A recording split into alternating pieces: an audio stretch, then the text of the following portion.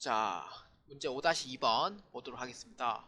다음은 사원 박기술 4번 301번입니다. 연말정산을 위한 국세청 제공 자료와 기타 증빙 자료다. 부양가족은 제시된 자료 외에는 소득이 없고 박기술과 생계를 같이 하고 있다. 사원 등록 부양가족 명세 탭에서 부양가족을 입력하고 연말정산 추가자료 입력, 연말정산 입력 탭을 작성하시오. 단 세부담 최소화를 가정할 것입니다. 세부담 최소화를 가정한다는 의미는 공제받을 수 있는 것을 최대한 공제받으라는 의미예요. 그래서 세부담 최소화한다는 의미가 이겁니다. 자, 박기술입니다. 자, 박기술에 대한 부양가족 현황부터 먼저 입력을 하도록 하겠습니다. 자, 여기서 보시면은 배우자는 공제 대상이 안 돼요. 배우자는 공제 대상이 안 돼요. 그 다음에 이 세부는 공제가 됩니다. 공제가 됩니다. 이거는 뭐 급여 금액도 없고 소득 금액도 없고 아무 의미도 없기 때문에, 그러니까 소득 자체를 없는 것으로 가정을 해요. 그렇기 때문에 이 세부는 공제 대상이 됩니다. 그러니까 이것만 불허해주면 돼요. 배우자만 불허해주면 되고 나머지는 이제 공제 대상으로 이제 입력을 해주면 됩니다. 자, 부양가족 명책 탭에서 입력합니다. 일단은 배우자부터 입력할게요.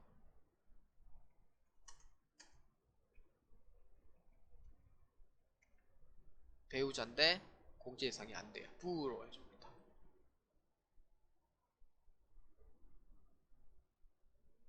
자, 그 다음에 소득자의 직계 전속이죠. 소득자의 직계 전속 박직계.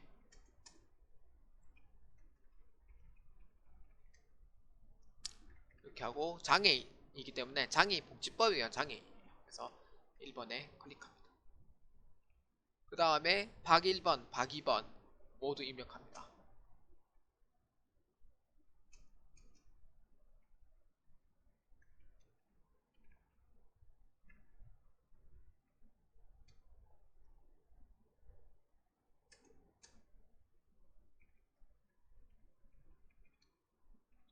자, 20세고 이렇게 입력합니다. 박 2번이 같은 경우에는 자녀세 공제를 받는데 6세 이하까지는 폐지됐어요.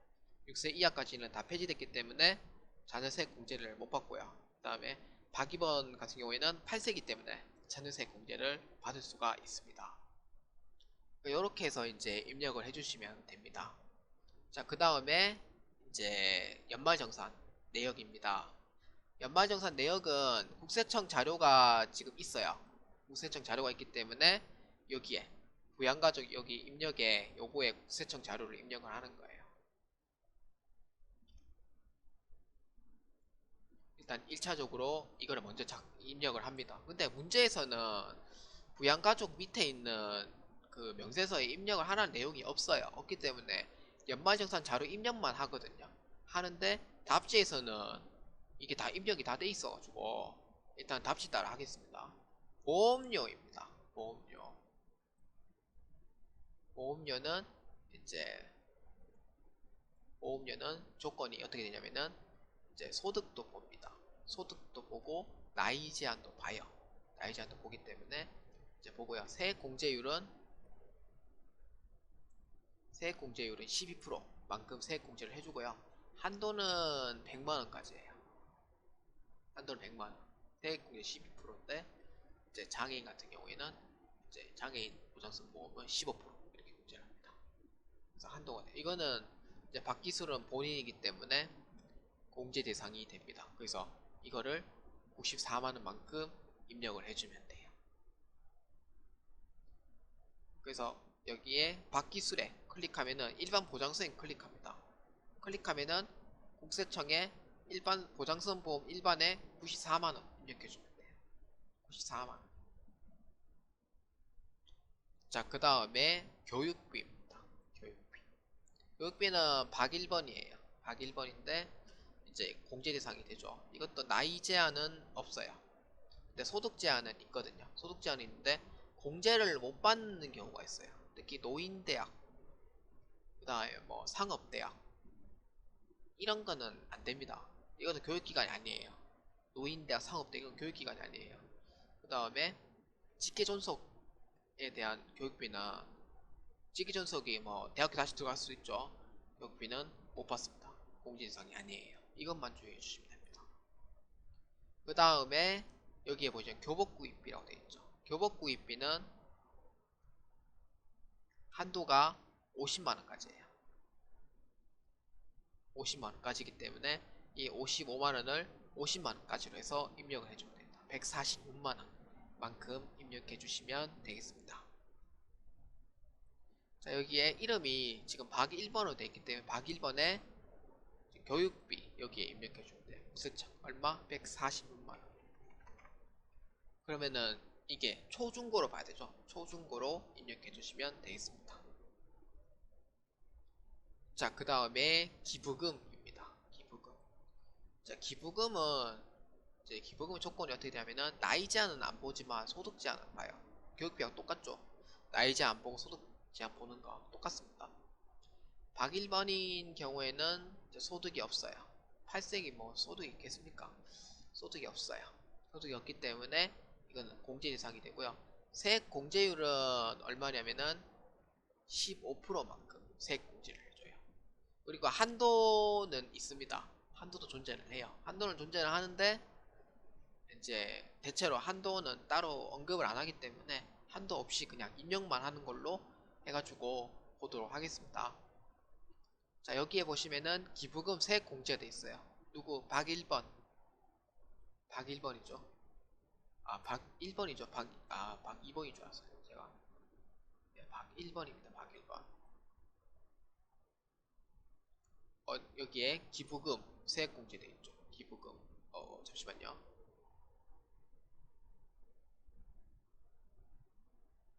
잠시만요. 잘못됐죠. 장애인 특수교육.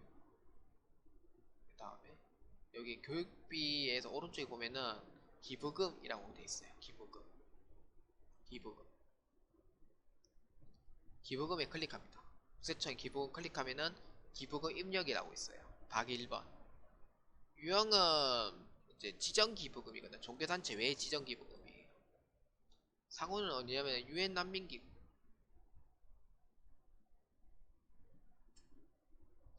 사업자 번호는 없는 걸로 하겠습니다. 이렇게 해서 입력을 해주면 되겠습니다. 여기에 12만 입력하면 되고, 박기술은 이제 본인이기 때문에 본인의 기타에 입력해주면 돼요. 기타에. 유형은 종교단체 지정기부금이고요. 사업자 등록번호는 이건 반드시 쳐야 돼요. 근데 국세청 자료는 이미 있기 때문에 입력할 필요가 없는데 종이로 주는 거는 다 입력해야 돼요.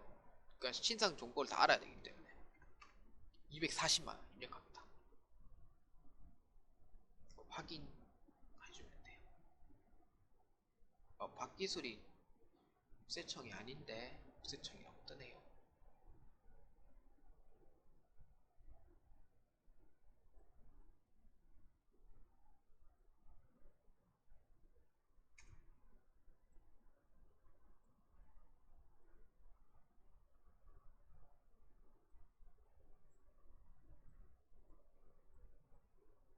박기술은 기타에 입력이 돼야 돼요. 240만원만큼 기타에 입력이 됩니다.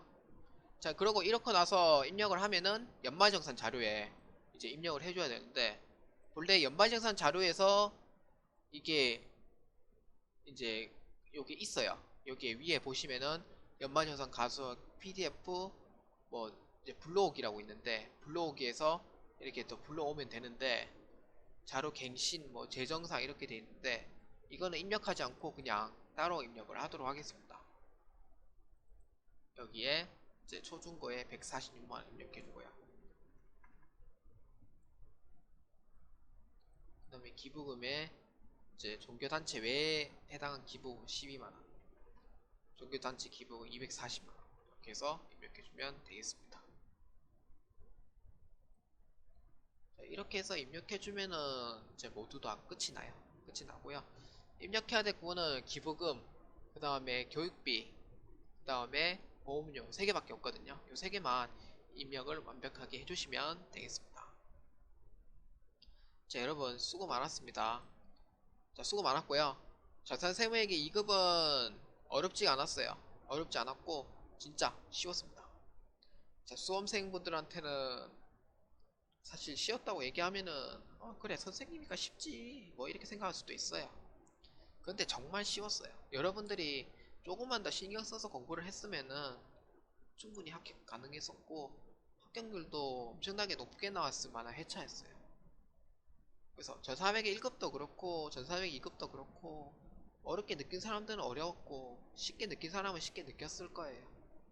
그래서 이번 전사세무의 2급도 사실 어려운 회차는 아니었어요. 어려운 회차는 아니었고 다 할 수 있는 그런 문제들 위주였고요. 그래서 이번 11월 30일에 시험 공부를 하실 때 좀 많이 신경을 써가지고 이제 좀 주의할 부분을 좀 주의하면서 공부하면은 합격은 충분히 가능하다고 생각합니다. 근데 사실 이게 문제가 어렵게 내고 쉽게 내고 사실 저도 판단을 못해요. 그거는 출제위원분들만 알기 때문에 어렵게 내면은 어렵게 느껴질 수도 있고 쉽게 내면은 쉽게 느껴져가지고 합격률이 상당히 높아질 수도 있어요. 뭐 그렇게 생각하시면 될 것 같습니다.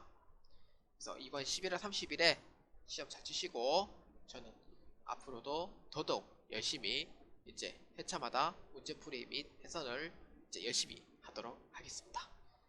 이제 들어주신 여러분들께 진심으로 감사드리겠습니다.